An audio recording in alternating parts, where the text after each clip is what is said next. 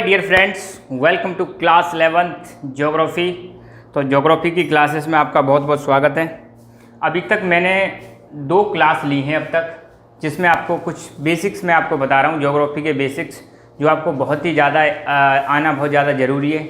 आप चाहे 11th class में हो, चाहे 12th क्लास में हो, या कोई भी कॉम्पिटिशन की तैयारी करें, ये बेसिक्स आपको बहुत ज़्यादा हेल्पफुल होते हैं। और स्पेशली अगर आपको किसी चीज़ के कॉन्सेप्ट समझ रहे हैं तो कॉन्सेप्ट समझने में बेसिक्स का आना बहुत ज़्यादा ज़रूरी है। तो ज्योग्राफी का आज एक और बहुत अच्छा बेसिक्स हम समझने वाले हैं।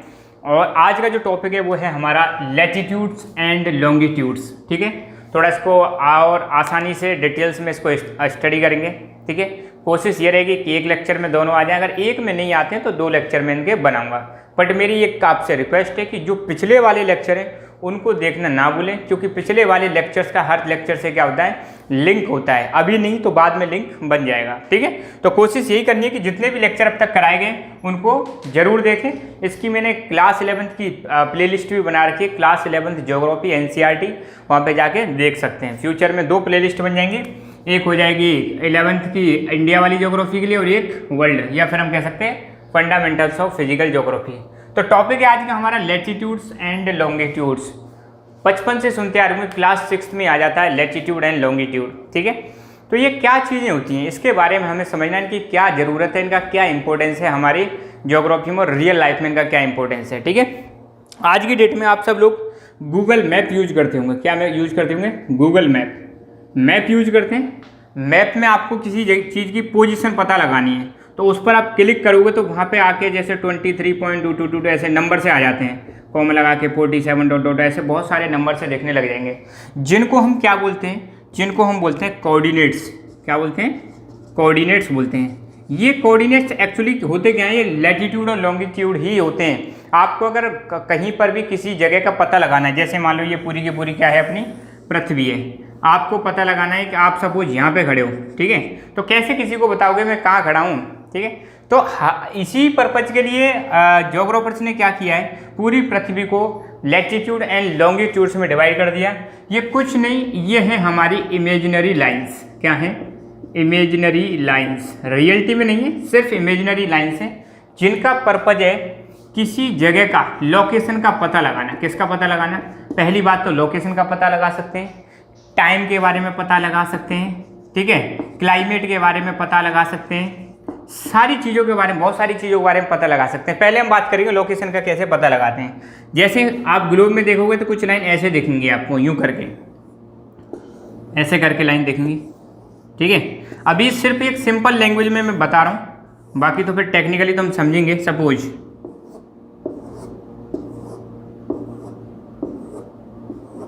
अभी आप कहाँ खड़े हो? इस वाली जगह पर हो सपोज आप, है ना।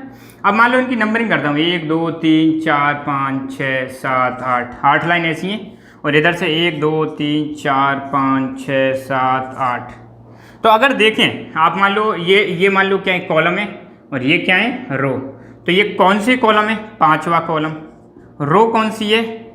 ये वाली रो है 6वीं। तो आप बता सकते हो कि इस यहाँ पे जो व्यक्ति खड़ा है उसकी पोजीशन क्या है? 5 6, मतलब 5वें कॉलम में और 6वीं रो में, ये मतलब इसकी पोजीशन होगी। ऐसे ही मान लो कोई व्यक्ति यहाँ पर है, तो क्या बता सकते हैं, कौन से कॉलम में? 7। कौन सी रो में है? 3री में, 7 3। जैसे आपने देखा होगा ना, क्या देखा होगा आपने, कोऑर्डिनेट ज्योमेट्री पढ़ी होगी। तो ये यहाँ पे देखो, यहाँ पे आपने देखा होगा अपना जो ग्लोब है उसमें ऐसे लाइन्स होती हैं बहुत सारी। ठीक है, कुछ लाइन्स ऐसी होती हैं, कुछ लाइन्स ऐसी होती हैं। तो ये ऐसी वाली जो लाइन है इनको तो हम बोलते हैं लैटिट्यूड, और ऐसी लाइन है इनको हम क्या बोलते हैं? लॉन्गिट्यूड।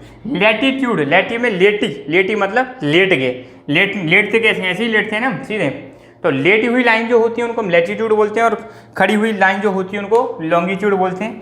तो यहाँ सबसे इंपॉर्टेंट इनका पर्पज क्या है कि किसी जगह का अगर पता लगाना है कि कोई व्यक्ति कहाँ पर है, उसको पता लगाने के लिए हम क्या यूज करते हैं? लैटिट्यूड एंड लॉन्गिट्यूड का। बिल्कुल कोऑर्डिनेट ज्योमेट्री की तरह।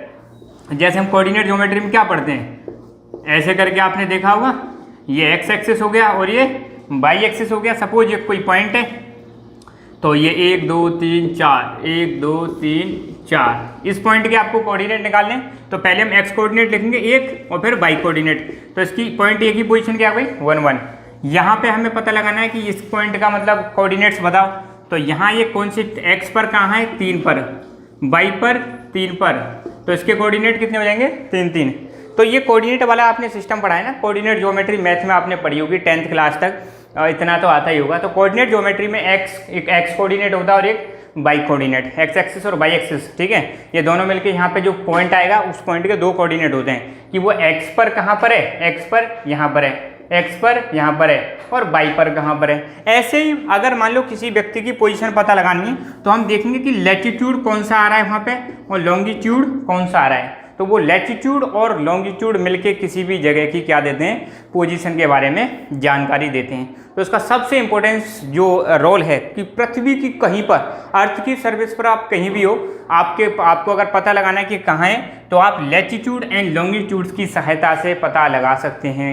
आज की डेट में तो सारा की सिस्टम क्या टेक्नोलॉजी आ गई है, आजकल हाईली एडवांस टेक्नोलॉजी है। आप कहीं पर भी जाओ, अगर आपके पास मोबाइल है तो मोबाइल मतलब सैटेलाइट से कनेक्ट हो जाएगा और आपकी पोजीशन पता लग जाएगी, फटाफट ट्रैक कर सकते हैं कि आप कहाँ पर हैं। तो आपके कोऑर्डिनेट्स मिल जाएंगे, उनको क्या मिल जाएंगे, कोऑर्डिनेट्स। इसलिए जो लैटिट्यूड एंड लॉन्गिट्यूड होते हैं, अब कोऑर्डिनेट समझ गए ना, एक्स वाई कोऑर्डिनेट मैंने अभी बताया, एक्स कोऑर्डिनेट और वाई कोऑर्डिनेट। ऐसे ही ये जो लैटिट्यूड और लॉन्गिट्यूड है इनको हम बोलते हैं ज्योग्राफिकल कोऑर्डिनेट्स। क्या बोलते हैं, ज्योग्राफिकल कोऑर्डिनेट्स। ये भी कोऑर्डिनेट है मगर इनको हम कौन सा कोऑर्डिनेट्स बोलते हैं, ज्योग्राफिकल कोऑर्डिनेट्स। तो कोई पूछ ले ज्योग्राफिकल कोऑर्डिनेट्स क्या होते हैं तो आपको बताना है लैटिट्यूड एंड लॉन्गिट्यूड्स को हम क्या बोलते हैं, ज्योग्राफिकल कोऑर्डिनेट्स बोलते हैं, ठीक है। अब थोड़ा अंदर चलते हैं इसमें।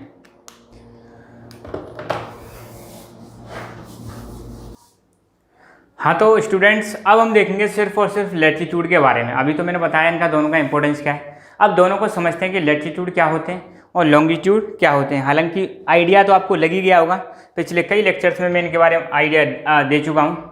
सबसे पहले ये सपोज अपनी पृथ्वी है, ये अपनी पृथ्वी है, ठीक है।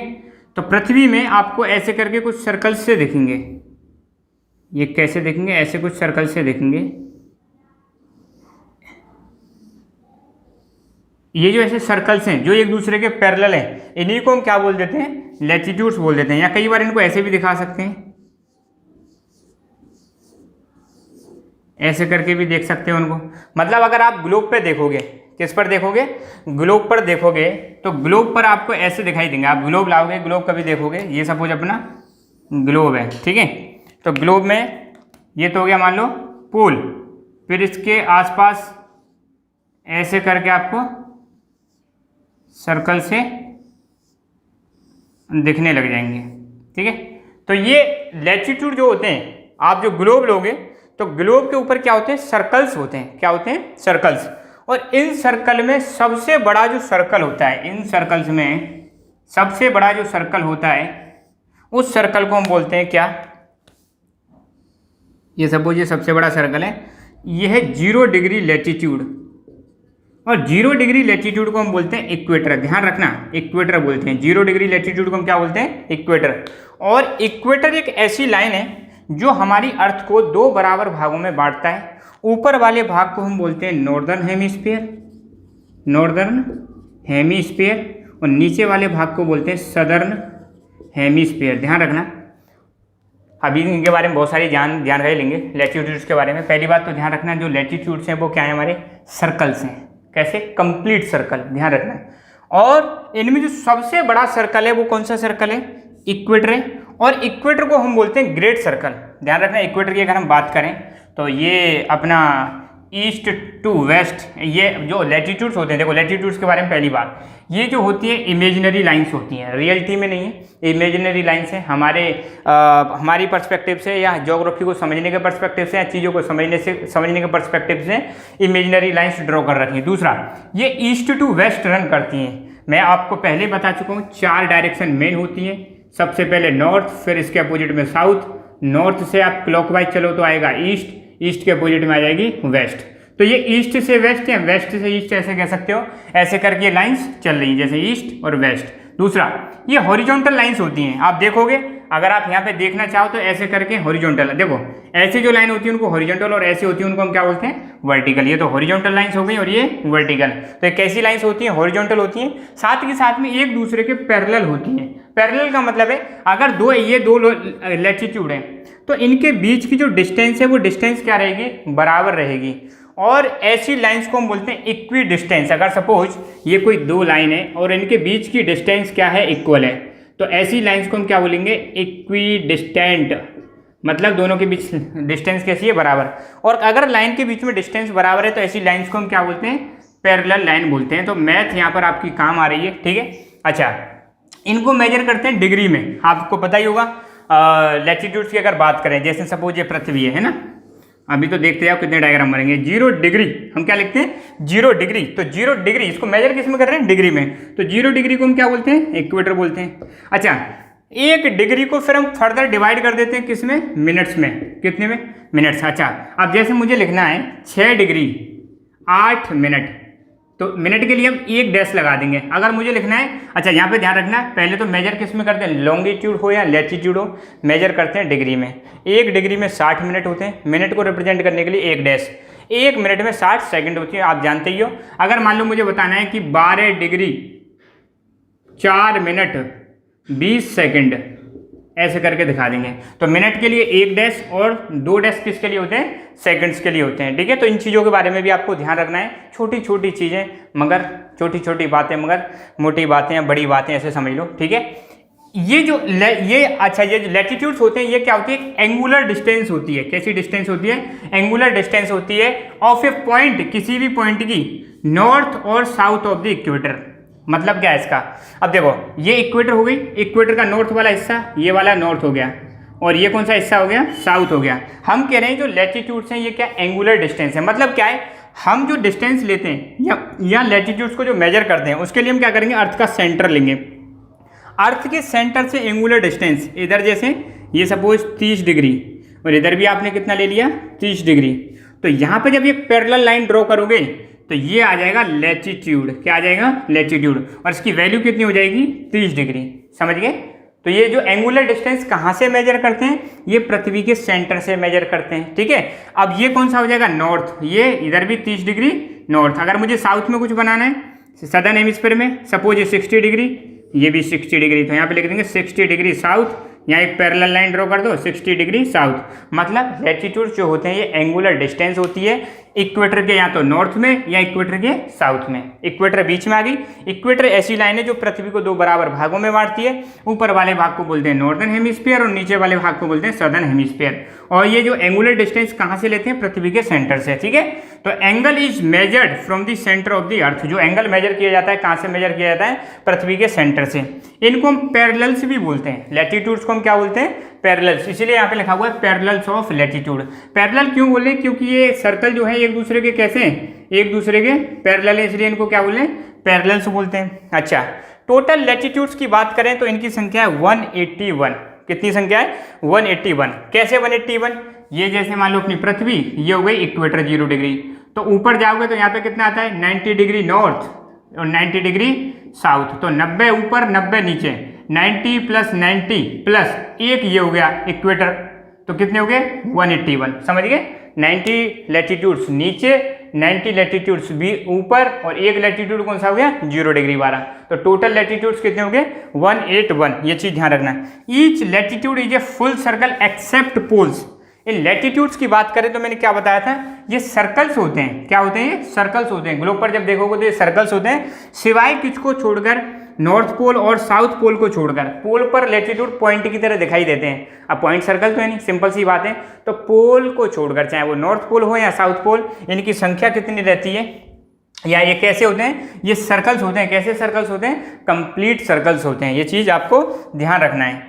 एक दूसरे से कैसे होते हैं, इक्यू डिस्टेंस। लैटिट्यूड्स के बीच में जो डिस्टेंस होती है, अगर 2 लैटिट्यूड के बीच में डिस्टेंस मेजर करोगे तो वो लगभग रहती है 111 किलोमीटर, 111 किलोमीटर लगभग, ठीक है। अगर मान लो कोई व्यक्ति यहाँ पे खड़ा है, सपोज ये है आपका 60 डिग्री लैटिट्यूड या 66 डिग्री साउथ है, और यहाँ पे सपोज 65 डिग्री साउथ है, तो इनके बीच में जो डिस्टेंस रहेगी कितनी रहेगी, 111 किलोमीटर। एक चीज़ ध्यान रखना, 2 लैटिट्यूड के बीच की जो डिस्टेंस होती है अप्रोक्सीमेटली कितनी होती है, 11, ये चीज़ आपको ध्यान रखनी है, ठीक है। अच्छा, north of the equator, north latitude. अब जैसे मान लो ये अपना इक्वेटर है, इक्वेटर के यहाँ पे कोई भी लैटिट्यूड आएगा उसको हम क्या बोलेंगे, नॉर्थ लैटिट्यूड। और नॉर्थ लैटिट्यूड होते हैं उसमें लेटर एन यूज करते हैं, जैसे मैंने यहाँ पे यूज कर रखा है। कहाँ पे यूज कर रखा है, चलो अब यूज कर लेते हैं, कोई बात नहीं। ये पृथ्वी हो गई, ये इक्वेटर हो गई 0 डिग्री। यहाँ पे सपोज हमें दिखानी है ट्रॉपिक ऑफ कैंसर, तो 23.5 डिग्री नॉर्थ, एन लगा देंगे। नीचे कोई भी चीज़ है तो उसमें क्या लगा देंगे, एस।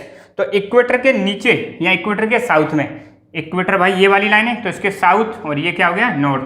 तो इक्वेटर के साउथ में जो लैटिट्यूड्स होते हैं उनको हम क्या बोलते हैं, साउथ लैटिट्यूड्स होते हैं। और साउथ लैटिट्यूड्स के लिए हम क्या लगाते हैं, एस लगाते हैं। तो जब भी लैटिट्यूड के बगल में ध्यान रखना, लैटिट्यूड में हमेशा या तो एन लगा रहेगा या एस लगा रहेगा, और लॉन्गिट्यूड में हमेशा या तो ई लगा रहेगा या डब्ल्यू लगा रहेगा। एन का मतलब वही डायरेक्शन हो गई, नॉर्थ और साउथ। ई का मतलब ईस्ट और डब्ल्यू का मतलब वेस्ट। तो लैटिट्यूड्स में हमेशा एन या एस लगा रहता है। इक्वेटर से ऊपर अगर लैटिट्यूड है तो नॉर्थ लैटिट्यूड, इक्वेटर से नीचे हैं तो साउथ लैटिट्यूड्स। तो ये लैटिट्यूड्स के बारे में कुछ सिंपल सी जानकारी है। इक्वेटर के बारे में बता ही चुका हूँ। इक्वेटर क्या होता है, midway, between north pole and south pole. South pole और नॉर्थ पोल के बीच में क्या होता है, इक्वेटर एक मिडवे होता है। ये नॉर्थ पोल हो गया और ये साउथ पोल हो गया। तो इसके बीच में सबसे बड़ी जो लाइन होती है, या सबसे बड़ा जो लैटिट्यूड होता है उसी को हम क्या बोलते हैं, इक्वेटर बोलते हैं। ये लार्जेस्ट सर्कल होता है। लैटिट्यूड्स क्या होते हैं, सर्कल्स होते हैं जो एक दूसरे के पैरेलल होते हैं। लार्जेस्ट सर्कल होता है जिसको हम ग्रेट सर्कल के नाम से भी जानते हैं, ठीक है। कोई पूछ ले ग्रेट सर्कल क्या है तो आपको बताना है इक्वेटर।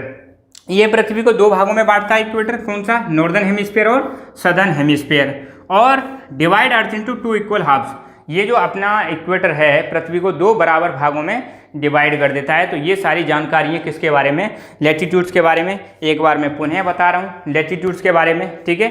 लैटिट्यूड्स क्या होते हैं, सर्कल्स होते हैं। जब आप ग्लोब लाओगे, अब मैं आपसे एक और रिक्वेस्ट करूँगा, काइंडली परचेज ए ग्लोब, ठीक है। मैं भी ले आऊँगा बहुत जल्दी, तो आप भी एक ग्लोब ले आएँ ताकि घर पर इन सारी चीज़ों की स्टडी कर सकें। जब आपने ज्योग्राफी ले ही लिए तो एक छोटा सा ग्लोब परचेज कर लें, ठीक है।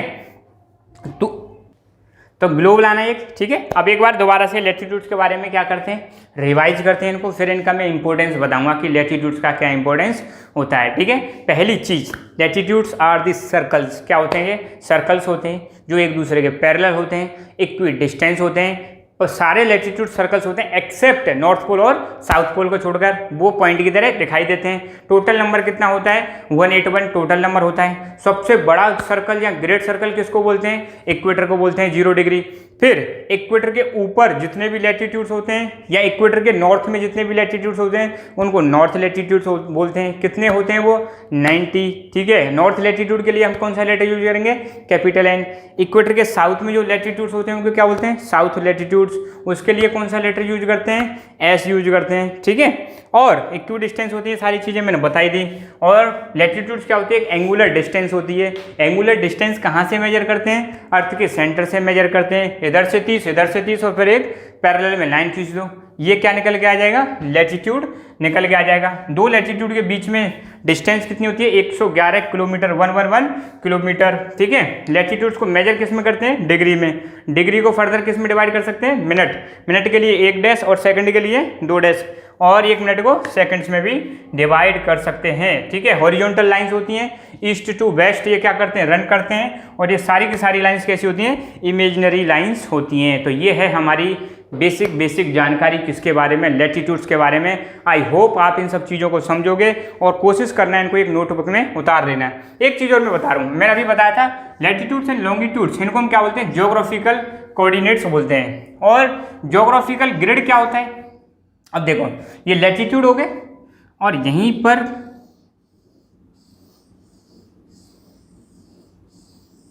ये हो गए आपके लॉन्गिट्यूड्स, ठीक है। तो लैटिट्यूड एंड लॉन्गिट्यूड मिलकर क्या बनाते हैं, ज्योग्राफिकल ग्रिड, ठीक है।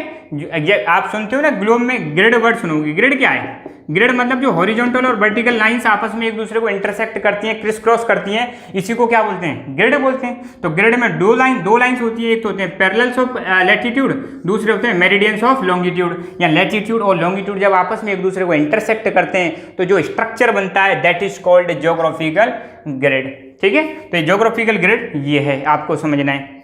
बाकी सारी चीज़ें मैंने बताई दी हैं, थोड़ा इनको नोट डाउन करो। हाँ तो बच्चों अब हम देखेंगे मेन लैटिट्यूड्स के बारे में। अभी तक तो हमने जानकारी ली किसके बारे में, लैटिट्यूड्स के बारे में।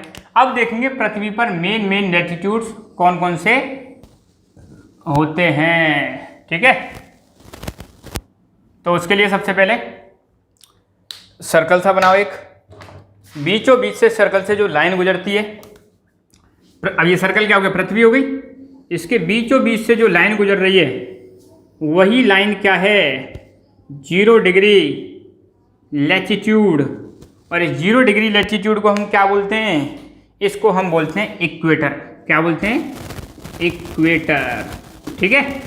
और ये इक्वेटर क्या करता है, पृथ्वी को 2 बराबर हेमिस्फीयर्स में डिवाइड करता है। अगर हम हेमिस्फीयर्स की बात करें, किसकी बात करें, हेमिस्फीयर्स की बात करें, फिलहाल इक्वेटर जो है पृथ्वी को 2 हेमिस्फीयर में डिवाइड करता है। कौन, इक्वेटर की हम बात कर रहे हैं, इक्वेटर के रेस्ट उसमें पर्सपेक्टिव से, ठीक है। तो इक्वेटर पृथ्वी को 2 हेमिस्फीयर्स में डिवाइड करेगा। पहला है northern hemisphere, northern hemisphere HS, और दूसरा है सदर्न हेमिस्फीयर, ठीक है। तो ये हेमिस्फीयर किसने डिवाइड किए, इक्वेटर ने, ठीक है, नॉर्दर्न हेमिस्फीयर और सदर्न हेमिस्फीयर। तो इक्वेटर के जो नॉर्थ में पूरा की पूरा हिस्सा है, ये पूरा की पूरा हिस्सा, इस पूरे के पूरे हिस्से को क्या बोलते हैं, नॉर्दर्न हेमिस्फीयर। तो ये हो गया इक्वेटर। इक्वेटर से ऊपर एक लाइन और होती है, ठीक है, एक लाइन नीचे होती है, ये होती है 23.5 बोल लो, या इसको बोल सकते हैं 23.5 डिग्री नॉर्थ, ठीक है, क्योंकि 0.5 का मतलब ये आधा होता है और आधे का मतलब तो आधा है। और ये हो गया कितना, 23.5 डिग्री साउथ, या और क्या बोल सकते हैं इसको, 23.5 साउथ। ये वाली जो लाइन है ऊपर वाली, इक्वेटर के नॉर्थ में 23.5 साउथ नॉर्थ जो होती है, इसको हम बोलते हैं ट्रॉपिक ऑफ कैंसर। क्या बोलते हैं, ट्रॉपिक ऑफ कैंसर, ठीक है। नीचे ये लाइन होती है इक्वेटर के साउथ में, कितना साउथ में, 23.5 या 23.5 साउथ, इसको हम बोलते हैं ट्रॉपिक ऑफ कैप्रिकॉर्न, इसको मकर रेखा क्या बोलते हैं, मकर रेखा बोलते हैं, इसको कर्क रेखा बोलते हैं, ठीक है। फिर इक्वेटर के नॉर्थ में ही यहाँ पे एक लाइन और होती है जिसको हम बोलते हैं, ये भी एक लैटिट्यूड है, ये लैटिट्यूड है, ये भी लैटिट्यूड है और ये भी लैटिट्यूड है, 66.5। अब मैं 0.5 नहीं लिख रहा, डायरेक्ट हाफ लिख रहा हूँ, नॉर्थ। और ऐसे ही एक नीचे लाइन होती है 66.5 साउथ, ठीक है। इक्वेटर के नॉर्थ में 66.5 नॉर्थ, इसको हम बोलते हैं आर्कटिक सर्कल। और इक्वेटर के साउथ में 66.5 साउथ, इसको हम बोलते हैं अंटार्कटिक सर्कल, अंटार्कटिक सर्कल।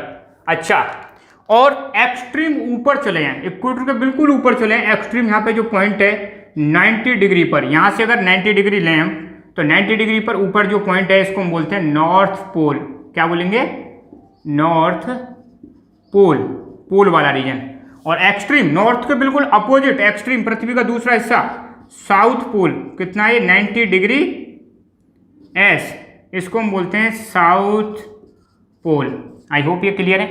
तो ध्यान रखना, अगर कोई पूछे कि इंपॉर्टेंट लैटिट्यूड्स कौन से हैं, तो इंपॉर्टेंट लैटिट्यूड के बारे में आपको बताना है कि ये 5-6 जो हैं, कितने हो गए, 1 2 3 4 5 6 7, ये 7 जो लैटिट्यूड है ये है इंपॉर्टेंट। पहला कौन सा है, पहला है इक्वेटर, जो पृथ्वी के बीचों बीच से गुजर रहा है, किधर से किधर, ईस्ट टू वेस्ट।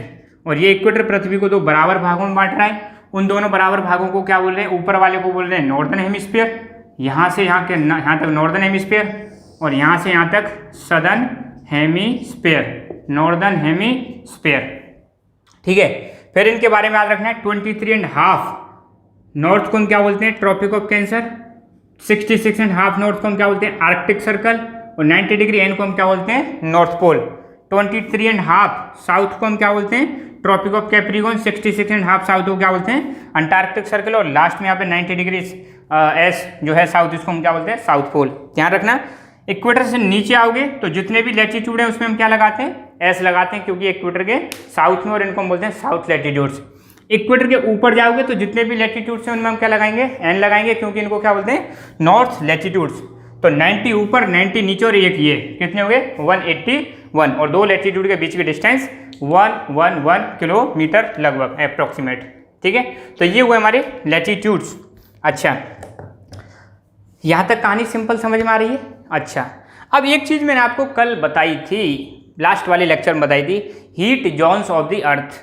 तो heat zones of the earth कौन बताता है कि पृथ्वी को कितने हीट जोन्स में डिवाइड कर सकते हैं? तो ये लैटिट्यूड ये लैटिट्यूड हैं जो पृथ्वी को किस में डिवाइड करते हैं? हीट जोन्स में डिवाइड करते हैं पृथ्वी को। हीट जोन्स का मतलब क्या है? ऐसे क्षेत्र जहाँ पे लगभग समान टेम्परेचर की कंडीशंस होती हैं, सिमिलर टेम्परेचर कंडीशंस होती हैं, उसको हम क्या बोलते हैं? Heat zones. तो ये जो लैटिट्यूड है हमारी पृथ्वी को कितने हीट जोन्स में डिवाइड करती हैं? मैंने कल बताया था कि 23.5 नॉर्थ से लेकर 23.5 नॉर्थ से लेकर साउथ के बीच का जो हिस्सा है इसको हम बोलते हैं टॉरिड जोन। कैसा जोन बोलते हैं? टॉरिड। और इसी का नाम है ट्रॉपिकल जोन। क्या नाम है इसका? Tropical zone.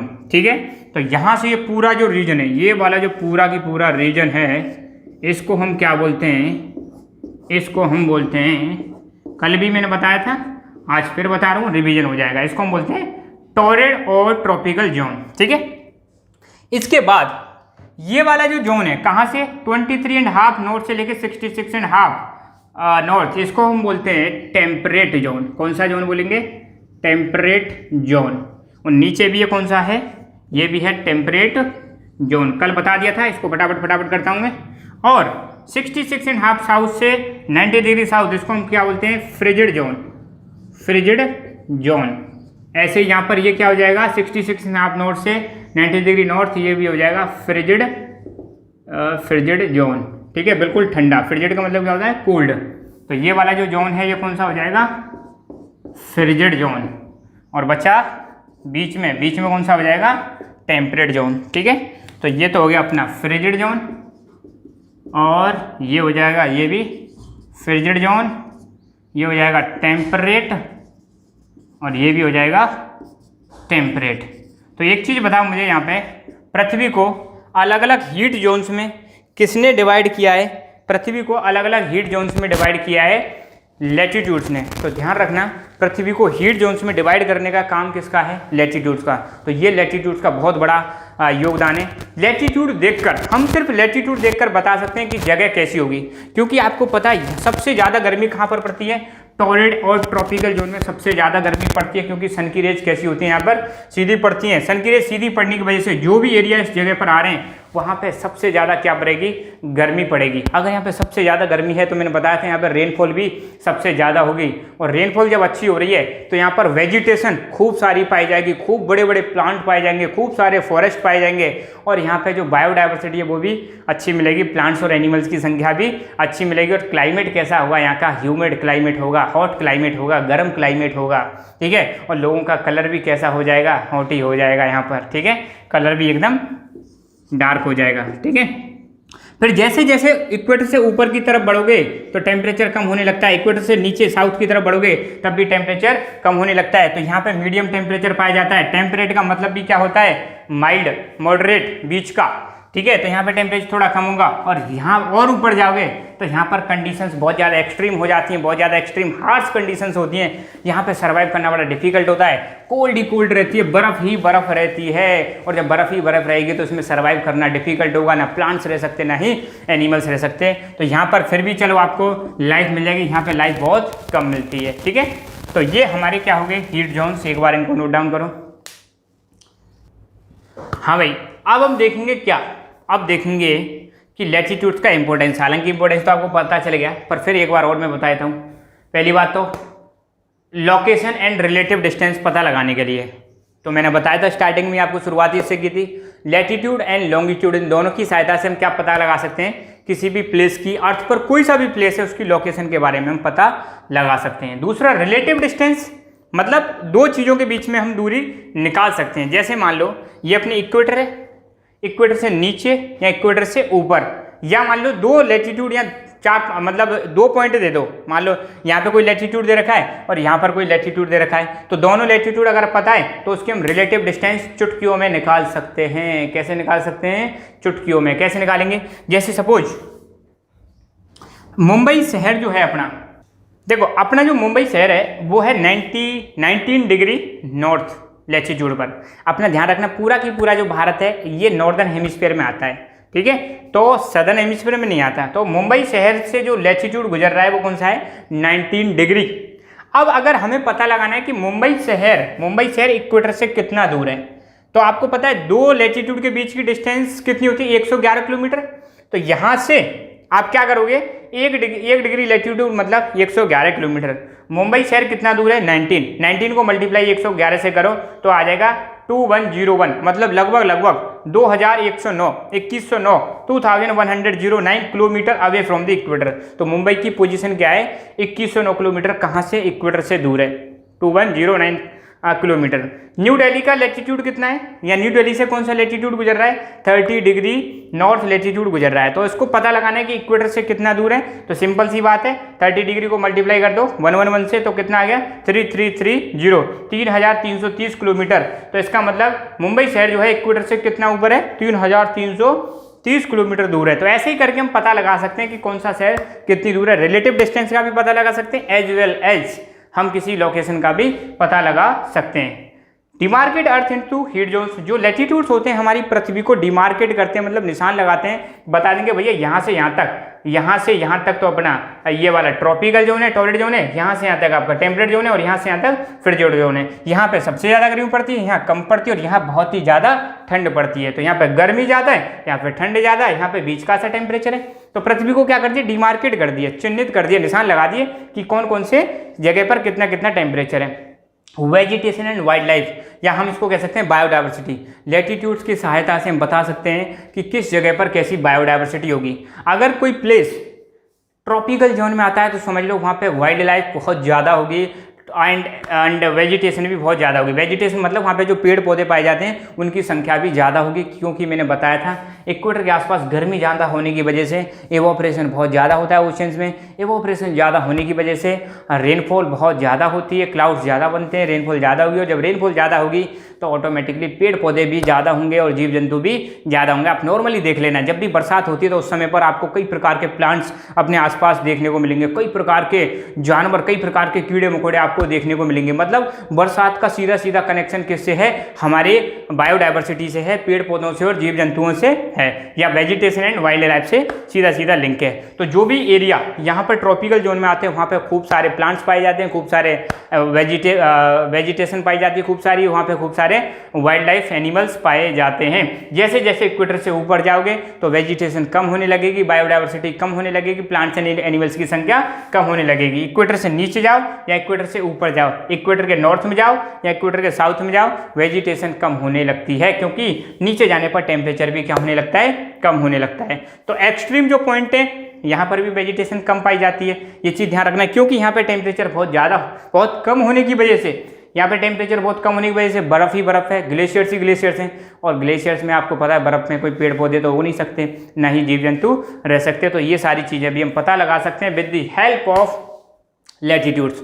तो लैटिट्यूड्स को हमने बहुत ज़्यादा डिटेल्स में पढ़ लिया है। आई होप आपको सारी चीज़ें समझ में आई होंगी। फिर भी कोई डाउट हो तो आप हमें कमेंट करके बता सकते हैं। तो आज लॉन्गिट्यूड्स के बारे में डिस्कस करना क्वाइट डिफिकल्ट है, अब टाइम भी नहीं है, ज़्यादा हो जाएगा, आप भी परेशान हो जाओगे। तो फिर हम अगला एक लेक्चर जो आएगा अपना वो लॉन्गिट्यूड्स के बारे में ही आएगा, ठीक है। और ये चीज़ें आप देखना, मैं बताऊँगा आपको ज्योग्राफी में कितनी ज़्यादा हेल्प करने वाली हैं। कहीं भी latitude, longitude, tropical, temperate and torrid और फ्रिजिड कुछ भी चीज़ आएगी तो आप फटाफट बता सकते हो कि हम किसकी बात कर रहे हैं, क्योंकि ज्योग्राफी में वर्ड आएंगे कि higher latitudes, lower latitudes, longitudinal distance, ऐसी चीज़ें आएंगी बहुत ज़्यादा। हर चैप्टर में आपको ये चीज़ें देखने को मिलेंगी। जब जो चीज़ हमें हर चैप्टर में देखने को मिल रही है तो क्यों ना उसको पहले ही कर लें। तो ये बहुत ही इंपॉर्टेंट होती है लैटिट्यूड्स एंड लॉन्गिट्यूड्स। तो आई होप आपको समझ में आया होगा। आज के लिए इतना ही। Thank you so much. जय हिंद, जय भारत।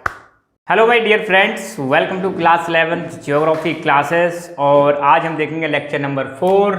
एक छोटी सी इन्फॉर्मेशन मैं आपको देना चाहता हूँ, स्पेशली हमारे स्कूल के बच्चों के लिए। हालांकि जो भी देख रहा है सबके लिए कॉमन है, इन्फॉर्मेशन थोड़ी सी अलग है। छोटा सा मैसेज है कि हमारी अभी बेसिक्स की क्लासेस चल रही हैं, तो बेसिक्स की एक कॉपी अलग से बना लें आप, जो भी बच्चे 11th क्लास में हैं।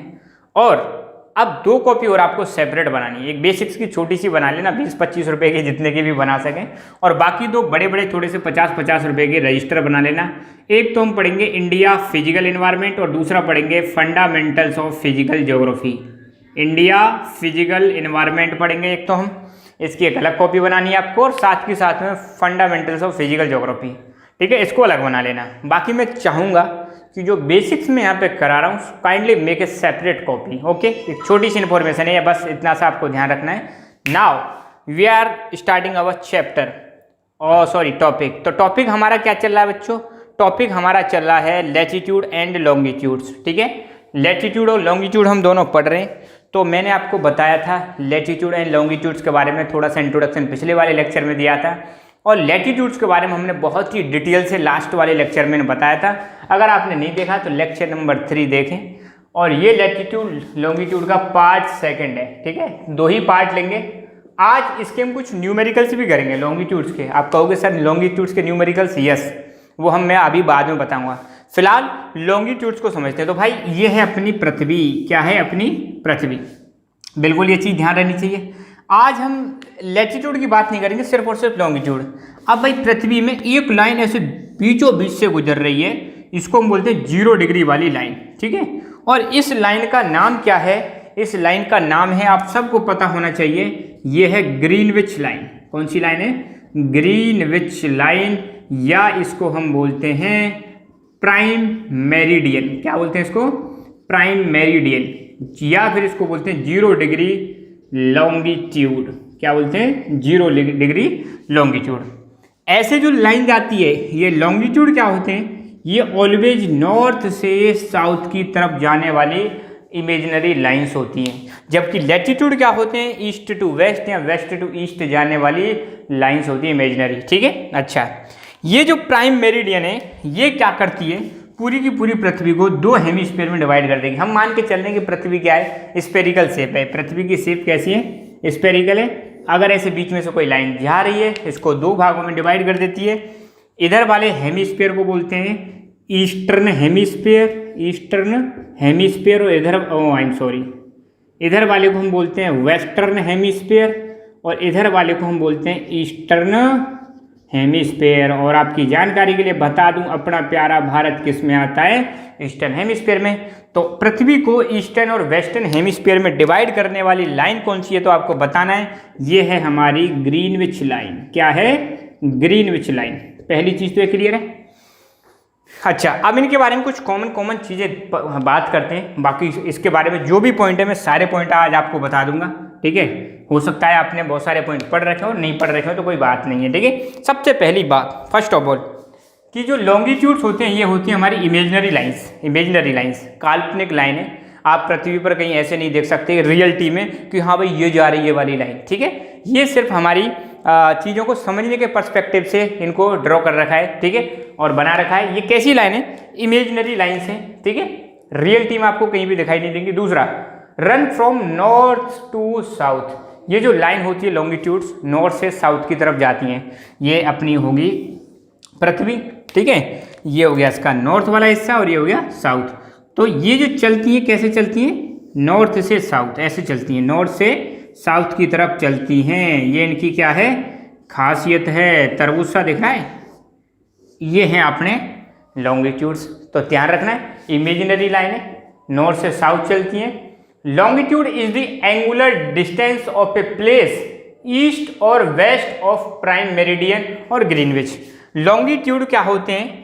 या तो एंगुलर डिस्टेंस है, कहाँ से? ये जो डिस्टेंस मापते हैं बेटे, ये डिस्टेंस लेते हैं बिल्कुल सेंटर, ये पृथ्वी का सेंटर हो गया, ठीक है। सेंटर से एंगुलर डिस्टेंस, सेंटर से एंगुलर डिस्टेंस का मतलब क्या है? सेंटर से एंगुलर डिस्टेंस का मतलब जैसे ये बिल्कुल आपका क्या हो गया? और सेंटर हो गया, ठीक है। अब जैसे ये सपोज ऐसे ऐसे यहाँ से कुछ एंगल लिया हमने और ये बन गई लाइन, ठीक है। तो ऐसे करके कुछ ये क्या होता है? एंगुलर डिस्टेंस है। कहाँ से लेते हैं? डिस्टेंस जो मेजर करते हैं वो डिस्टेंस कहाँ से लेते हैं? सेंटर से लेते हैं। बस इतना आपको ध्यान रखना है, ठीक है। या तो ईस्ट वेस्ट की साइड में, सॉरी ईस्ट की साइड में या वेस्ट की साइड में, सेंटर से वेस्ट की साइड में या सेंटर से ईस्ट की साइड में जो डिस्टेंस होती है एंगुलर डिस्टेंस, वही क्या है हमारा? वही है लॉन्गिट्यूड्स, ठीक है। ये चीज़ आपको ध्यान रखनी है।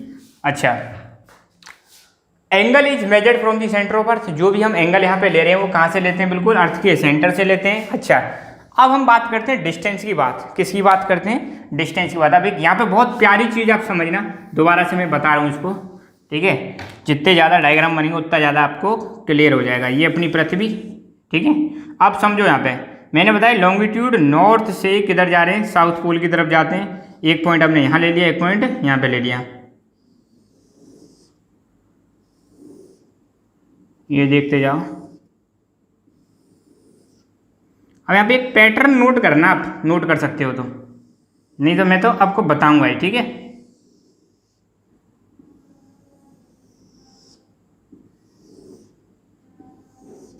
क्या चीज आप देख रहे हो यहाँ पे? यहाँ पे हमें एक चीज दिखाई दे रही है कि सारे के सारे जो लॉन्गिट्यूड्स हैं, सारे के सारे लॉन्गिट्यूड्स नॉर्थ पोल और साउथ पोल पर जाकर मिल जाते हैं। जितने जिसको और मिलने को बोलते हैं कन्वर्ज। क्या बोलते हैं? कन्वर्ज होना। जब कई चीज़ें एक जगह पे मिल जाए, दो चीज़ें एक जगह मिल जाती है, उसको बोलते हैं कन्वर्ज। और जब अलग अलग हो जाए तो उसको हम बोलते हैं डाइवर्ज। तो जो लॉन्गिट्यूड है नॉर्थ पोल और साउथ पोल पर मिल रहे हैं, मतलब सपोज ये दो लॉन्गिट्यूड है, ये दो लॉन्गिट्यूड मान लो, या ये दो लॉन्गिट्यूड मान लो, ठीक है। आप देखो इन दोनों के बीच में डिस्टेंस सबसे ज़्यादा कहाँ पर है? सबसे ज़्यादा इक्वेटर के पास। बाकी जैसे जैसे ये ऊपर जाते हैं इनके बीच की डिस्टेंस क्या होने लगती है? कम होने लगती है। और बिल्कुल जीरो कहाँ पर हो जाती है? बिल्कुल जीरो नॉर्थ पोल और साउथ पोल पर हो जाती है। तो ध्यान रखना, जैसे हमने देखा था लैटिट्यूड्स के केस में कि लैटिट्यूड्स में जो डिस्टेंस होती है वो कैसी होती है, या दो लैटिट्यूड कैसे होते हैं? इक्वी डिस्टेंट, मतलब दो लैटिट्यूड्स के बीच की डिस्टेंस कैसी होती है? सेम। मगर लॉन्गिट्यूड के केस में ऐसा नहीं है। दो लॉन्गिट्यूड के बीच में मैक्सिमम डिस्टेंस होती है इक्वेटर के पास। इक्वेटर से आप नीचे जाओगे या ऊपर जाओगे तो दो लॉन्गिट्यूड के बीच की डिस्टेंस है वो क्या होने लगेगी? कम। दोबारा मैं बता रहा हूँ, आराम से सुनना। लैटिट्यूड के केस में हमने देखा था कि दो लैटिट्यूड के बीच में डिस्टेंस इक्वल होती है, कहीं पर भी ले लो, इक्वी डिस्टेंट होते हैं लैटिट्यूड। मगर लॉन्गिट्यूड्स की बात करें तो इनकी सबसे ज़्यादा जो मैक्सिमम डिस्टेंस होती है वो कहाँ पर होती है?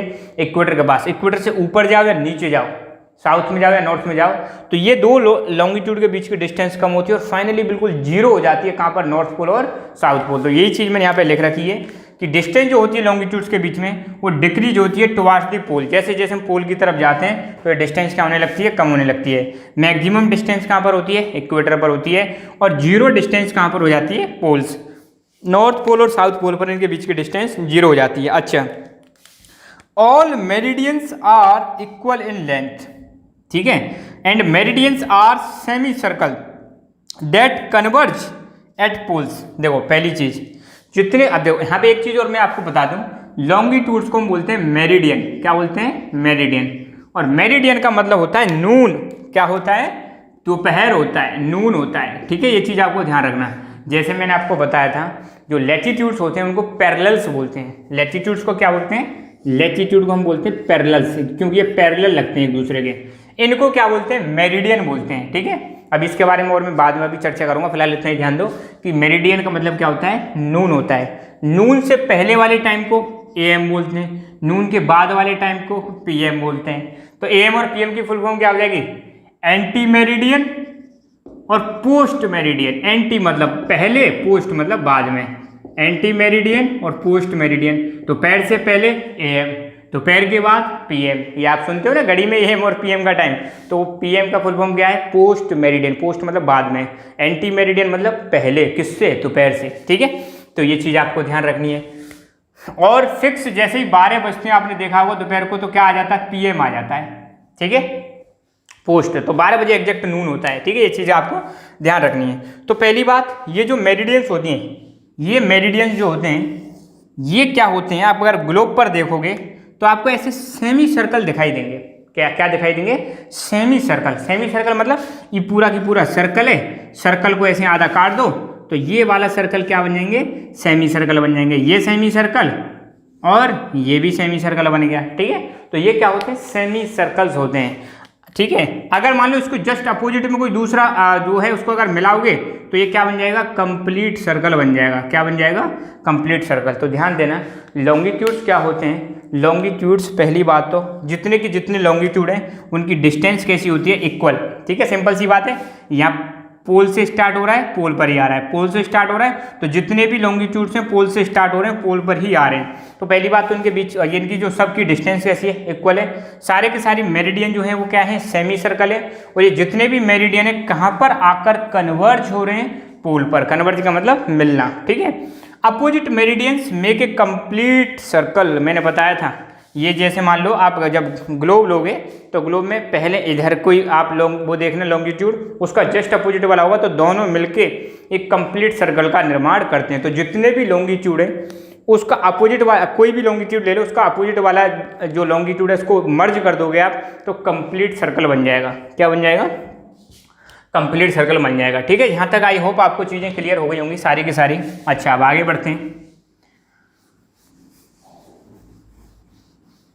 Okay, moving forward, meridians intersect at equator eight right angle. यहाँ पे खास बात आपको ध्यान रखनी है, जैसे ये अपना अर्थ, ये क्या हो गई अपनी इक्वेटर हो गई। तो कोई भी मेरिडियन इक्वेटर से जो गुजर रहा है, इक्वेटर पे कितने डिग्री का एंगल बनाता है, 90 डिग्री का। तो जितने भी मेरिडियंस हैं इक्वेटर से जब पास होते हैं तो इक्वेटर से कितने का एंगल बनाते हैं, 90 डिग्री का एंगल बनाते हैं। Longitudes very from 0 to 180 degree eastward and या और westward of the prime meridian. क्या मतलब है, बहुत ही इंपॉर्टेंट लाइन है, इसको समझ लो।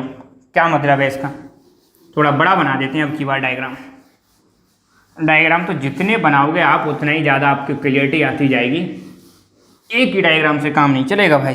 ठीक है, so let's make another diagram. Okay, ये हो गई अपनी पृथ्वी और ये हो गई अपनी प्राइम मेरिडियन। क्या हो गई, प्राइम मेरिडियन। आई होप ये दिख रहा होगा आपको नीचे भी, प्राइम मेरिडियन।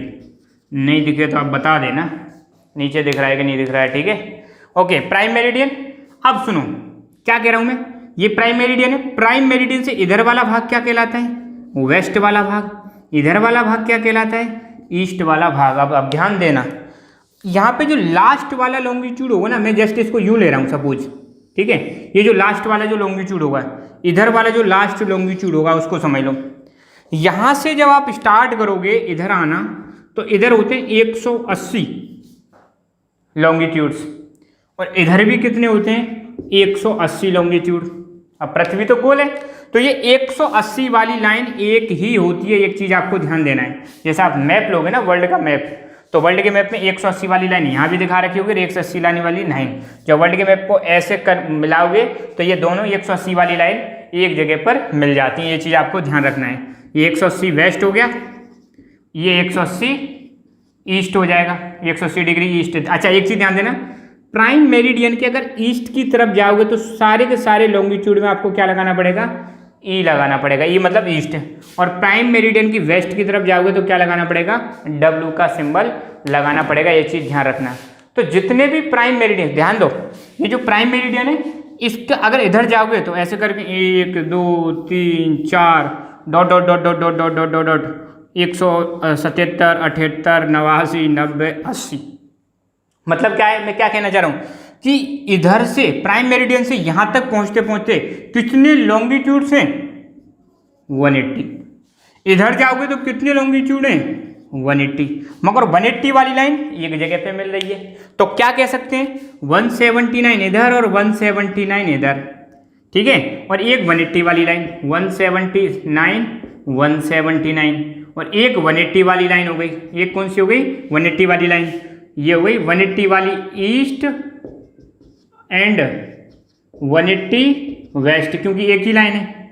और एक हो गई हमारी 0 डिग्री वाली, जिसको हम क्या बोल रहे हैं, प्राइम मेरिडियन बोल रहे हैं। ठीक है, या ग्रीनविच लाइन बोल रहे हैं। तो टोटल कितने हो गए देखो, हाँ, एक इसको यहाँ पे ऐड कर दो, एक इसको यहाँ पे ऐड कर दो, तो कितने हो जाएंगे, 180 180। तो टोटल कितने हो गए, 360। अगर कोई पूछे कि टोटल कितने लॉन्गिट्यूड्स हैं, देन यू हैव टू से देयर आर टोटल 360 लॉन्गिट्यूड्स और मेरिडियन। ठीक है, तो लॉन्गिट्यूड्स की संख्या कितनी है, 360। लैटिट्यूड्स की संख्या कितनी है, 181। कितनी है, 181। तो इनका नंबर भी आपको ध्यान रखना है। अच्छा, यहाँ पे एक और प्यारी सी चीज़ है, the part of earth east of the prime meridian is called eastern hemisphere. क्या कह रहे हैं? पृथ्वी का वो हिस्सा जो प्राइम मेरिडियन के किधर में, ईस्ट में, उसको हम क्या बोलते हैं? Eastern hemisphere. और the and its west is referred as western hemisphere. Prime meridian के वेस्ट का जो हिस्सा है उसको हम क्या बोलते हैं? Western hemisphere. ठीक है, तो सिंपल सी बात है। यहाँ पे मैं एक बार फिर बताता हूँ आपको छोटी छोटी सी चीज़ें, मगर बहुत इंपॉर्टेंट है, समझ में आ गई तो आगे दिक्कत नहीं आएगी। देखो भाई, हम यहाँ पे दो, एक पृथ्वी ये ले लो, एक पृथ्वी ये ले लो, थोड़ा सा रिवाइज कर लेते हैं। ये वाली लाइन को हम बोलते हैं इक्वेटर। इक्वेटर पृथ्वी को दो भागों में बांट दिए, नॉर्दर्न हेमिस्फीयर और सदर्न हेमिस्फीयर। 0 डिग्री वाली लाइन जो है हॉरिजॉन्टल, उसको हम क्या बोलते हैं? इक्वेटर। 0 डिग्री वाली ये वाली जो लाइन है जो नॉर्थ से साउथ जा रही है, जिसको हम ग्रीनविच लाइन बोल रहे हैं और इसको हम प्राइम मेरिडियन बोल रहे हैं, ये पृथ्वी को दो भागों में बांटती है, इधर वाला ईस्टर्न हेमिस्फीयर और ये वाला वेस्टर्न हेमिस्फीयर। अच्छा, इधर जितने भी लॉन्गिट्यूड्स आएंगे उनमें क्या लगाएंगे? W। इधर जितने भी लॉन्गिट्यूड्स आएंगे उनमें क्या लगाएंगे? E। ऊपर जितने भी लैटिट्यूड आएंगे सब में क्या लगाएंगे? N। नीचे जितने भी लैटिट्यूड आएंगे उनमें क्या लगाएंगे? S। इनके बारे में ध्यान रखना, ठीक है। अगर NS है तो हम समझ लो लैटिट्यूड की बात कर रहे हैं। E और W अगर कहीं पे लग रहा है तो समझ लो हम किसकी बात कर रहे हैं? लॉन्गिट्यूड्स की। तो इंडिया के केस में, भारत के केस में आपको E एंड N देखने को मिलेगा। इसका मतलब यह है कि ये अपनी पृथ्वी हो गई, इंडिया यहाँ पे आ रहा है, ठीक है। तो ईस्टर्न हेमिस्फीयर में भी है और नॉर्दर्न हेमिस्फीयर में भी है। तो नॉर्थ ईस्ट में आता है इंडिया, नॉर्थ ईस्ट पार्ट में आता है वर्ल्ड के में। ये चीज़ आपको ध्यान रखनी है। I hope it is clear to all of you. तो इसको आप नोट डाउन करो। अभी हमें बहुत सारी चीज़ें बतानी है आज आपको। हाँ बच्चों, अब थोड़ी और एक्स्ट्रा जानकारी देखते हैं लॉन्गिट्यूड्स के बारे में, ठीक है। तो टॉपिक जैसा कि आपको पता है अपना कौन सा चल रहा है, लॉन्गिट्यूड्स ही चल रहा है, अभी ख़त्म नहीं हुआ है, ध्यान रखना। इससे आगे की जानकारी देखते हैं। देखो, लॉन्गिट्यूड्स को मैंने बताया मेरिडियन भी बोलते हैं। क्या बोलते हैं? मेरिडियन, जिसका मतलब होता है मिड डे या नून। क्या होता है? और दोपहर, मिड डे मतलब आधा दिन, दोपहर मतलब दोपहर तक आधा दिन ही हो जाता है। अच्छा, मेरिडियंस, अब यहाँ पे बहुत खास बात बता रहा हूँ मैं आपको, ध्यान देना। मेरिडियंस फेस द सन। कोई भी मेरिडियन, ये जितने भी लॉन्गिट्यूड्स हैं इनको हम क्या बोलते हैं? मेरिडियन बोलते हैं। तो meridian face the sun turn by turn. जितनी भी मेरिडियंस हैं पृथ्वी पर, ठीक है, 360। अब आपको पता है पृथ्वी लगातार रोटेट करती रहती है। आपको पता होगा हमारी जो अर्थ है ये हमेशा रोटेट करती रहती है। और किधर से किधर रोटेट करती है? West to east. किधर से किधर रोटेट करती है? West to east earth rotate करती है, वेस्ट से ईस्ट के डायरेक्शन में रोटेट करती है। अब पृथ्वी जब रोटेट कर रही है, देखो ध्यान देना, रोटेट और रेवोल्यूशन, रोटेशन और रेवोल्यूशन। चलो मुझे कमेंट करके बताना आप कि रोटेशन और रेवोल्यूशन में क्या अंतर है, ठीक है। मैं आपसे जानना चाहूँगा कि what is the difference between rotation and revolution. तो पृथ्वी हमारी क्या कर रही है? रोटेट कर रही है वेस्ट टू ईस्ट डायरेक्शन में। जब ये जो रोटेट कर रही होती है तो सीधी बात है, अब आपको एक चीज़ और पता होनी चाहिए, हमारे सोलर सिस्टम में, कौन से सिस्टम में? सोलर सिस्टम में सूर्यदेव बीच में, आपको पता ही होगा। सन क्या है? सेंटर में। सन के अराउंड बने हुए हैं ऑर्बिट्स। क्या बने हुए हैं? ऑर्बिट्स। ये सन के अराउंड ऑर्बिट्स बने हुए हैं और इन ऑर्बिट्स में प्लैनेट्स लगाते हैं चक्कर। क्या लगाते हैं? प्लैनेट्स चक्कर लगाते हैं। जैसे एटम का स्ट्रक्चर आपने पढ़ा होगा, ठीक है। और ये प्लैनेट्स कई सारे आपको पता होगा। सबसे पहले कौन सा है? मरकरी, फिर वीनस, फिर मार्स। My very patient. तो ये सोलर सिस्टम में अगर आप देखोगे तो सन सबसे बीच में, यहाँ पे सन है, ठीक है। सन के अराउंड में से ऑर्बिट्स बने हुए हैं। ऑर्बिट्स में कौन चक्कर लगा रहा है? प्लैनेट्स। सबसे पहले मरकरी, दूसरे पे वीनस, तीसरे पे अर्थ, फिर आ जाता है मार्स, ठीक है। एक फॉर्मूला है, अगर आपको याद रखना है तो फॉर्मूला कौन सा है? My very efficient mother just served us nuts, ठीक है। ये फॉर्मूला याद रखोगे तो सारे प्लैनेट्स पता चल जाएगा क्रम से। सन के सबसे नज़दीक कौन सा है? एम मतलब Mercury, Venus, Earth, Mars, Jupiter, Saturn, Uranus, Neptune. ठीक है, तो ये 8 के 8 जो अपने प्लेनेट्स हैं उनका क्रम है। कहाँ से? सन से। तो सन के सबसे नज़दीक मरकरी, वीनस, अर्थ। अब एक चीज़ मैं क्या बताना चाह रहा हूँ कि पृथ्वी जो है सन के चारों तरफ चक्कर भी लगा रही है और रोटेट भी कर रही है अपनी एक्सिस पर। अर्थ की अगर बात करें, अर्थ में मोशन की बात करें, चलो मैं बता ही देता हूँ। अर्थ में किसकी बात करें? मोशन की बात करें तो अर्थ में 2 मोशन होती हैं, एक तो रोटेशन होती है और रेवोल्यूशन। रोटेशन की वजह से आपको पता होगा डे एंड नाइट होते हैं। क्या होते हैं? दिन और रात होते हैं। और रेवोल्यूशन की वजह से आपको पता होगा सीजन्स चेंज होते हैं। और अर्थ जो रोटेट करती है वेस्ट टू ईस्ट की डायरेक्शन में रोटेट करती है। जब ये रोटेट कर रही होती है तो सन तो फिक्स है, सन तो फिक्स है। तो ये जितने भी मेरिडियंस हैं टर्न बाई टर्न सन को फेस करेंगे। किसको फेस करते हैं? सन को फेस करते हैं। Then time along that longitude is 12 noon. जब भी कोई भी मेरिडियन, यहाँ पे घने सारे मेरिडियंस हैं, जब भी कोई भी मेरिडियन किसको फेस कर रहा होगा? सन को फेस कर रहा होगा, तो उस मेरिडियन पर जो भी मेरिडियन है क्या होगा? नून होगा, दोपहर होगा। ये चीज़ आपको ध्यान रखनी है। जो भी मेरिडियन, जो भी लॉन्गिट्यूड सन को फेस कर रहा है किसी पर्टिकुलर टाइम पर, तो वहाँ पर कितने बज रहे होंगे? 12 बज रहे होंगे दोपहर के। कौन से?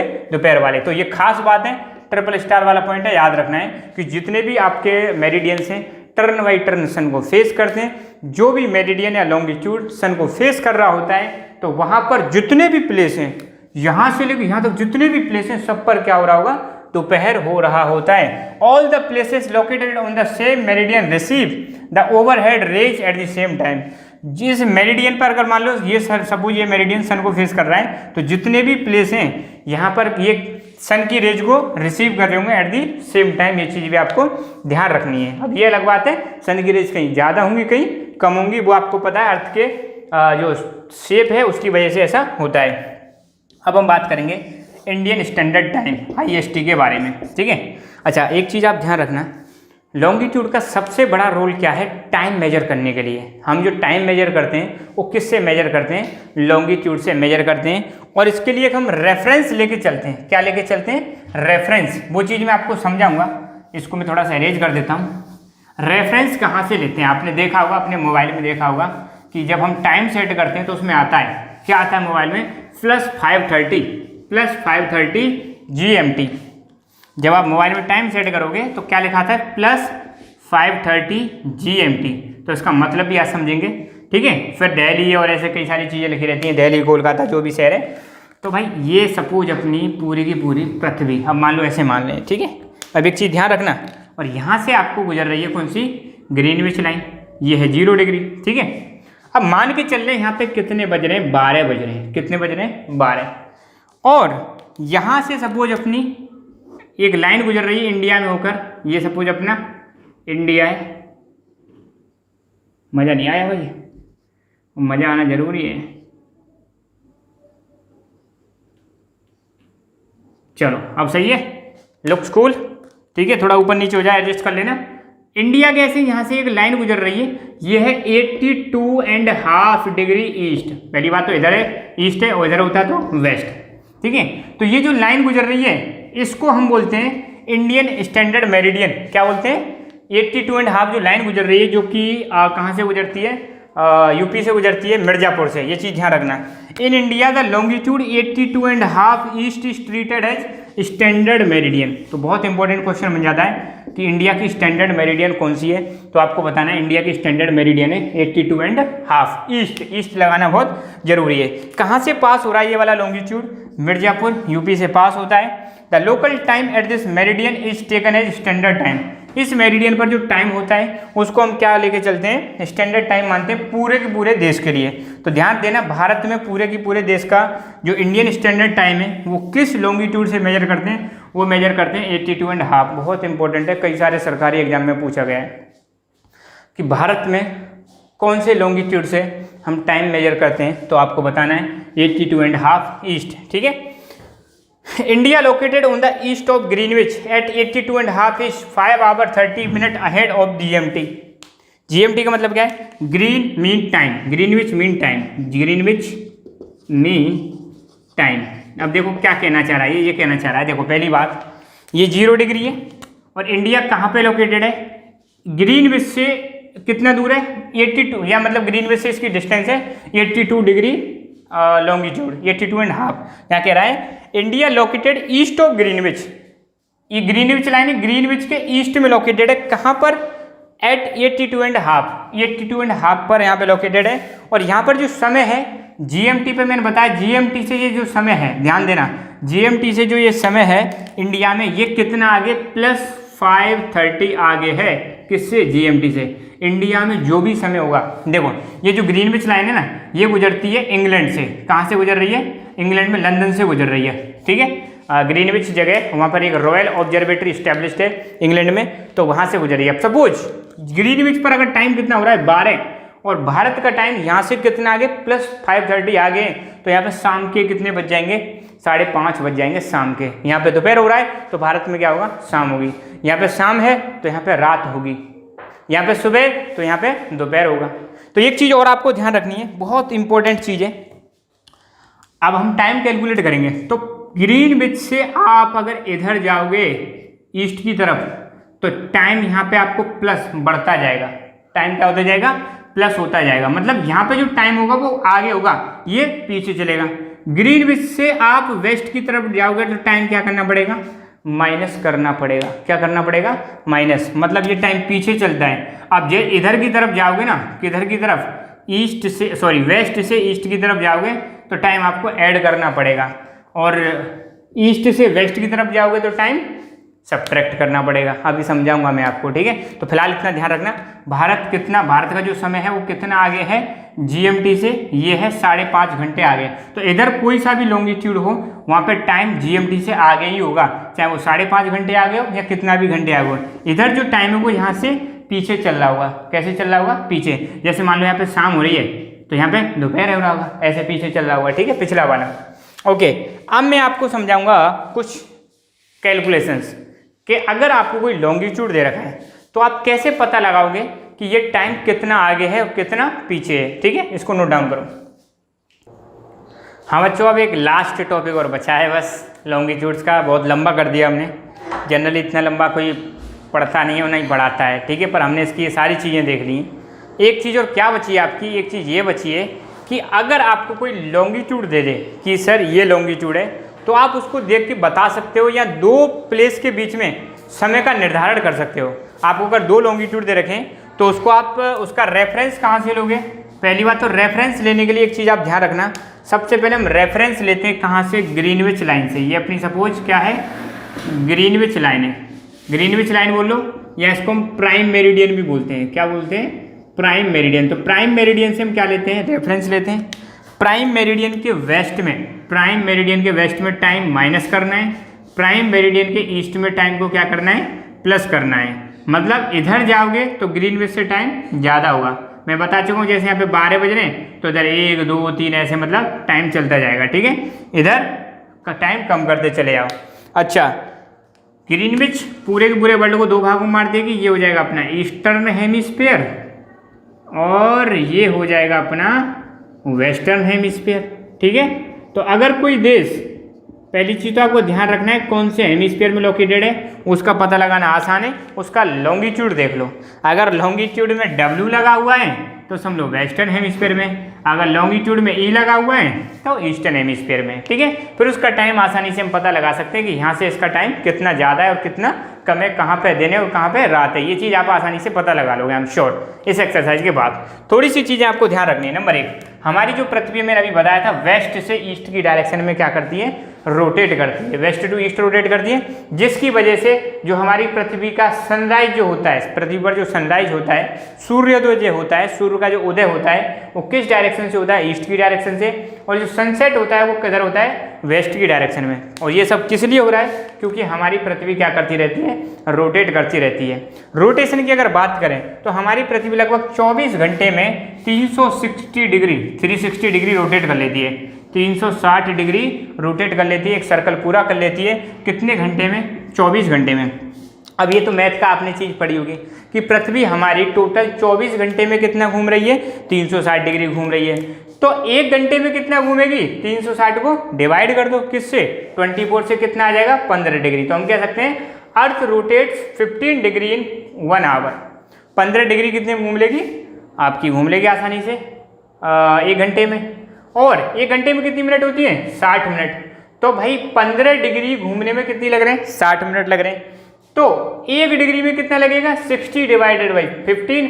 60 डिवाइडेड बाई 15 करोगे तो 4 मिनट। मतलब पृथ्वी को 1 डिग्री घूमने में कितना समय लगेगा? 4 मिनट। ठीक है, यहाँ पे आपको याद रखना है। और अच्छा, अब एक चीज़ ध्यान रखना, अब मान लो ये सपोज अपना पृथ्वी है, ठीक है, अपनी पृथ्वी है, यहाँ पे अपना क्या है? ग्रीनविच लाइन है। और यहाँ पे सपोज ये 0 डिग्री है, यहाँ पे 1 डिग्री, 2 डिग्री, ऐसे सपोज। तो यहाँ से एक चीज़ ध्यान रखना है, इधर अगर ईस्ट की तरफ आप जाते जा रहे हो तो प्रत्येक लॉन्गिट्यूड पर 4 मिनट ऐड करते चले आओ। कितना मिनट ऐड करते चले आओ? 4 मिनट ऐड करते चले आओ, तो आपको टाइम का पता लग जाएगा कितना आगे। ठीक है, प्रत्येक। और इधर आप आओगे किधर की तरफ? वेस्ट की तरफ आओगे तो -4 करते चले आओ हर लॉन्गिट्यूड पर, तो आपको टाइम का पता चल जाएगा। अब ये चीज़ कैसे समझ में आएगी, इसको ऐसे समझते हैं, एक एग्जाम्पल से। कैसे समझेंगे? अब मैं आपको 4-5 एग्जाम्पल करा देता हूँ, फिर आपको दिक्कत नहीं आएगी, आई एम श्योर। ठीक है, देखो इस लाइन को मैं पढ़ देता हूँ। The time is added by 4 minutes for every longitude while going westward. While going westward, यहाँ पे थोड़ी सी घटती नहीं कर दी हमने। वाइल गोइंग ईस्टवर्ड, यहाँ पे क्या आएगा? While going eastward. जब आप ईस्ट की तरफ जा रहे हो, तो प्रत्येक लॉन्गिट्यूड पर हम कितना ऐड करते चलेंगे? प्रत्येक लॉन्गिट्यूड पर हम 4 मिनट क्या करते चलेंगे? ऐड करते चलेंगे। और जब वेस्टवर्ड जा रहे हो, किसके वेस्टवर्ड? वेस्टवर्ड मतलब वेस्ट की तरफ, ईस्टवर्ड मतलब ईस्ट की तरफ। तो जब ग्रीनविच से आप वेस्ट की तरफ जाओगे तो -4 मिनट कर देंगे प्रत्येक लॉन्गिट्यूड पर, और जब ग्रीनविच से आप ईस्ट की तरफ जाओगे तो +4 कर देंगे। ठीक है, तो यही ये कहना चाह रहा है। अब हम एक न्यूमेरिकल देखते हैं बेटा, आप समझ में आ जाएगा, क्रिस्टल एंड क्लियर होने वाला है सारी चीज़ें। यहाँ पर एक क्वेश्चन दे रखा है कि determine the local time of Thimphu आपको पता है कैपिटल है किसकी? भूटान की। तो भूटान जो है वो लोकेटेड है 90 डिग्री ईस्ट पर। पहली चीज़ पता चल गई कहाँ पे?